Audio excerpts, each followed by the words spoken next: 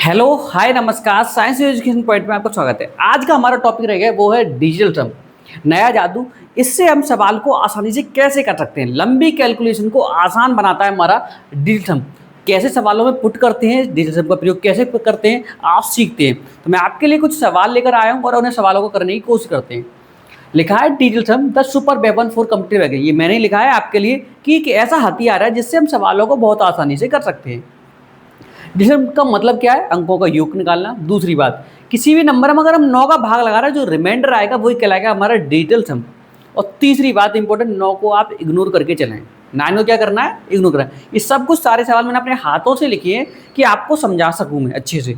तो आज सवाल को सीखते हैं। जैसे पहला सवाल लिखा है 58 इंटू 96 प्लस 42 इंटू 92, कि इसका डिजिटल सम का प्रयोग करके इसमें से कौन सा ऑप्शन होगा वो निकालना है हमें। तो जरा चेक करें, 5 और 8 कितने होते हैं? 13 होते हैं। 13 को मैं ऐड करूंगा तो कितने आएंगे? 4 आएंगे। इंटू 9 को इग्नोर कर दें, कितने बचे हमारे पास? 6 प्लस 4 और 2 कितने होते हैं? 6। 9 को इग्नोर कर दिए, कितने हो गए हमारे पास? 2। 4 6 जो कितने होते हैं हमारे पास? 24 प्लस 6 2 जो कितने होते हैं? 12 होते हैं। 2 और 4 कितने होते हैं? 6 और 2 और 1 कितने होते हैं हमारे पास? 3। टोटल मिला के कितने आ गए हमारे पास? 9। अगर इन चार ऑप्शन में जिसका भी जोड़ करके, नंबरों का जोड़ करके अगर 9 आ रहा होगा, वही सवाल का हमारा आंसर होगा। आप चेक करते हैं। 9 खत्म कर दिए, 5 और 3 8 होते हैं और 2 कितने होगा हमारे पास? 8 और 2 हो गए 10। 10 का जब सम निकालेंगे तो कितना आएगा? 1। 9 खत्म हो गया हमारे पास। 5 और 3 कितने होते हैं? 8, तो इसका सम कितना आ रहा है? 8 आ रहा है। 9 खत्म हो गए। 4 और 2 6 होते हैं। 6 और 1 कितना हो गया? 7, इसका 7 आ रहा है। चलो ये तीनों ऑप्शन नहीं है हमारे पास, बचा हुआ वही सवाल का आंसर होगा। आप चेक करते हैं। 9 खत्म हो गए। 4 और 3 कितने होते हैं? 7। 7 और 2 कितने होते हैं? 9। क्या इसका डिजिटल सम क्या 9 आ रहा है? हाँ आ रहा है। तो यही हमारे सवाल का क्या है? आंसर है। इस प्रकार हम सवाल को आसानी से कर सकते थे, अब पूरा मल्टीप्लाई ना करके। चलते हैं अगले सवाल की ओर, देखते हैं कि और सवाल कैसे किया जा सकता है। Find the value of x plus 45% of 800 equal to 600। Percentage में और डेसिमल में कोई फर्क नहीं पड़ता है डिजिटल सम का, याद रखें। परसेंटेज लगाए तब भी कोई फर्क नहीं पड़ेगा डिजिटल सम का, और ना ही पॉइंटों में, डेसिमल में। अब लिखा है x प्लस 45, मतलब 4 और 5 कितने होंगे हमारे पास? 9 होंगे।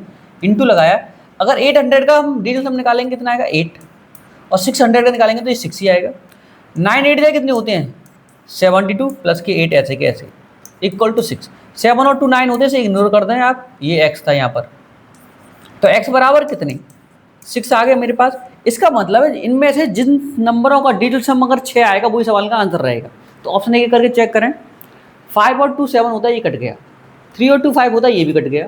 4 और 2 6 होता है, ये सवाल का आंसर है। 6 और 2 8 होता है, ये भी कट गया। तो इस प्रकार मैं पहचान सकता था कि सवाल का आंसर क्या रहेगा डिजिटल सम का प्रयोग करके। पूरी कैलकुलेशन ना करके हम केवल डिजिटल सम का प्रयोग करके ये सवाल का आंसर निकाल सकते थे। तो क्या होता है ये DGS, डिजिटल सम, जिसे हम जान रहे हैं आज की क्लास में। अगला सवाल जरा देखें आप। कैलकुलेट ये नंबर कुछ दे रखा है और इसमें पहचानना है कि इसका आंसर आएगा क्या। तो सवाल इस प्रकार है, 1 2 3, 3 और 2 5 होते हैं। 5 और 1 कितने होते हैं? 6 होते हैं, लिख दिए मैंने। इंटू 4 और 5 9 होते हैं, इग्नोर कर दिए, 6 आ गए हमारे पास। प्लस 9 को इग्नोर कर दिए मैंने। 7 और 8 15 होते हैं, 15 को जब ऐड करेंगे तो कितना आएगा? 6, और 6 6 कितने होते हैं? 36, और प्लस के 6। 6 और 3 कितने होते हैं? 9, इसको इग्नोर कर दो, बच्चे कितने हमारे पास? 6। इनमें से जिसका भी डिजिटल सम कितना आ रहा होगा? 6 आ रहा होगा, वही सवाल का हमारा आंसर होगा। और चेक करें करके।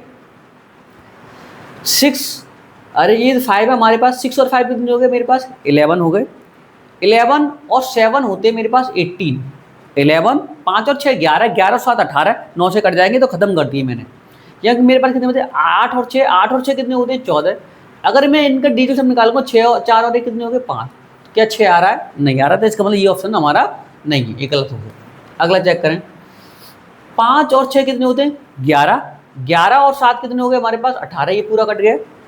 8 और 7 कितने होते हैं? 15। 15 में जब जोड़ेंगे तो कितना आएगा डिजिटल सम? 6 आएगा। तो ये 6 आ रहा है क्या? हाँ आ रहा है। तो ये हमारे सवाल का आंसर हो सकता है। अभी और चेक कर सकते हैं, हो सकता है क्या? होगा ही। अब आगे अगला चेक करें। 9 खत्म हो गई हमारे पास सीधे सीधे। 5 और 6 11, 11 और 7 कितने होती है हमारे पास? 18 खत्म होगी, 7 आ रहे हैं यहाँ पर। इसका मतलब ये तो ऑप्शन में है ही नहीं हमारे, 6 आना चाहिए था, ये भी कट गया। अगला एक और चेक करके देखें। 5 और 6 11 होते हैं, 11 और 7 कितने? 18, ये भी खत्म हो गए। और 8 और 8 कितने? 16। अब जो 16 का डिजिटल सम निकालेंगे कितना? 7, तो ये भी ऑप्शन कट गया। तो इसका मतलब हमारे सवाल का जो डिजिटल सम 6 किसका आ रहा था? केवल इस सेकंड वाले ऑप्शन का आ रहा था। यही हमारे सवाल का आंसर था। हम पूरा गुणा कर कर और जोड़कर नहीं निकाल सकते, केवल डिजिटल सम का प्रयोग करके ही सवाल का आसानी से आंसर निकाल सकते हैं। शायद आपको ये मेरी बात समझ में आ रही हो, तो कितना आसान है डिजिटल सम से सवाल को करना। तो ये कैलकुलेट मैंने किया है, तो कैसे सवाल को किया है वो आप सीख रहे हैं। चलते हैं अगले सवाल की ओर। सवाल है हमारा ये, 31% ऑफ 260 इंटू कितना आएगा कि 12896 आ जाए। मैंने कहा कि परसेंटेज से और डेसिमल से कोई फर्क नहीं पड़ता डिजिटल सम पे, तो आप सीखते हैं। 3 और 1 कितने हो गए हमारे पास, 4 हो गए, इंटू परसेंटेज से कोई मतलब नहीं है हमें। 6 और 2 कितने हो गए, 8 हो गए, इंटू यहाँ कितने आएंगे, मैंने मान लिया x आएंगे, यहाँ पर मान लिया है x आ सकते हैं। अगला ये 9 खत्म हो जाएंगे, 8 और 1 9 खत्म हो जाएंगे, 2 और 6 कितने होते हैं, 8 होते हैं। ठीक, तो 4 8 32 होते हैं हमारे पास, ये कितने 32, इंटू कितने हमारे पास x इजिकल टू कितने 8। बात सही है हमारी। अगर हम देखें तो 3 और 2 कितने होते हैं हमारे पास, 5 होते हैं, into x is equal to 8। 5 upon में पहुंच जाएगा तो x इजिकल टू 8/5। जब भी ऐसी सिचुएशन बनाए कि अपॉन में 5 आ जाए, तो नीचे वाले नंबर को 1 बनाने की कोशिश करें कि 5 में कितने का मल्टीप्लाई करूँगी 1 बनेगा तब। तो 5 2 10 होते हैं, तो 1 और 0 कितना मिल जाएगा, 1 बन जाएगा। या फिर 4 और हमारे पास कितने होते हैं, हमारे पास 6 होंगे तभी 1 बनेगा। तो कुछ हम सोचना पड़ता है इस नंबर में, तो वो जब हम अगली क्लास लेंगे उसमें जानेंगे कि 5 है तो 5 को 1 बनाना है मुझे, नीचे वाले नंबर को तो 1 बनाना है, तो कितने का मल्टीप्लाई कर दूँ मैं, 2 का। तो 8 2 16 और 5 2 10, तो ये तो 1 बन जाएगा रिमाइंडर है कि नीचे वाला जो डेनोमीटर है 1 बन जाएगा। तो जो रिमाइंडर अगर मुझे नहीं निकालना, वह 5 और 2 मतलब 1 0 हो गया, तो इसका मतलब 1 बन गया। तो कितना 6 और 1 कितने हो गए मेरे पास, अगर दोनों को जोड़ूंगा तो 7। तो अब मुझे इतना चेक करना है कि इसमें से किसका डिजिटल सम कितना आ रहा है, 7 आ रहा है, वही सवाल का आंसर है। तो 5 और 1 6 होते हैं, कट गया। 6 और 1 7 होते हैं, ये सवाल का आंसर है। 4 और 1 5 होते, कट गया। 8 और 1 9 होते, कट गया। तो 7 इस सवाल में कौन सा आता है, वही सवाल का आंसर है। तो इस सवाल से हम ये पहचान सकते हैं कि डिजिटल सम के अकॉर्डिंग अगर अपॉन में कोई नंबर आता है उसको 1 बनाते कैसे हैं। अगर आपने 1 बना लिया तो उससे आसान हो जाता है कि डिजिटल सम का निकालना। शायद ये बात समझ में आ रही हो। तो हमेशा याद रखें, कोई नंबर अगर अपॉन में आया है तो उसका हम क्या करेंगे, 1 बनाने की कोशिश करेंगे। मान लो जैसे कि मैंने कहा कि यहाँ पर 6 होते है कि नहीं, 6 में ऐसे कितने नंबर का मल्टीप्लाई करता कि मेरे पास जो नंबर है 1 बन जाता। तो वो सोचकर बस दिमाग में लगाना है कि 1 बन जाए हमारे पास, तो 10 बनाना होगा तभी तो 1 बनेगा। इस प्रकार हम सोच सकते हैं, सवाल का आंसर निकाल सकते हैं आसानी से। चलते हैं अगले सवाल की ओर। सवाल नंबर 5 ये लिखा है, which of the following is a perfect square. Digital sum का प्रयोग परफेक्ट स्क्वायर निकालने में भी कर सकते हैं। इनमें से कौन सा पूर्ण जो वर्ग संख्या कौन सी हो सकती है, परफेक्ट स्क्वायर कौन सी हो सकती है, ये चेक करना है। 31 36 31 35 31 38 31 कितना ही बड़ा आ जाए, मैं परफेक्ट स्क्वायर चेक करना हो, पूर्ण वर्ग संख्या चेक करनी हो, तो इसके लिए कंसेप्ट होता है। मैंने नोट यहाँ लिखा है, परफेक्ट स्क्वायर का डिजिटल सम हमेशा 1 4 7 9 की फैमिली का ही होता है। कितना, 1479। अगर इनमें से किसी का भी डिजिटल सम अगर 1479 आ रहा है तो वो सवाल का आंसर है, अदरवाइज वो सवाल का आंसर नहीं होगा। आओ चेक करते हैं। 6 और 3 9 होता है, 3 और 1 कितने हो गए, 4। तो इसका डिजिटल सम कितना आ रहा है, 4। इसका मतलब इसकी फैमिली का है, तो हो सकता है इस सवाल का आंसर कितना हो, यही वाला हो। एक और बार चेक करते हैं। 5 और 3 8 होते हैं, 1 9 तक कितना आ रहा है, 3 आ रहा है। इसका मतलब इसकी फैमिली का नहीं है, तो ऑप्शन नंबर ये कट जाएगा। अगला चेक करते हैं। 3 और 3 6 होते हैं, 6 और 1 कितने होते हैं हमारे पास, 7 7 और 7 14 मतलब 5 आएगा, तो ये भी ऑप्शन कट जाएगा हमारा। अगला चेक करते हैं। 8 और 1 9 3 और 3 6 होते हैं, ये तो ये इसमें 6 नहीं आते हैं, इसका मतलब ये भी कट जाएगा। तो इसका मतलब ये पता चला, यही 4 हमारे इस फैमिली का आ रहा था परफेक्ट स्क्वायर का।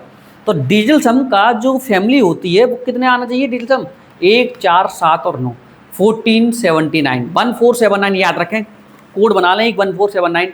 डिजिटल सम अगर इतना आता तो वो परफेक्ट स्क्वायर होगा, अदरवाइज स्क्वायर नहीं होगा, जैसे कि मैंने सवाल को करके दिखाया। तो पहला ही सवाल का आंसर है।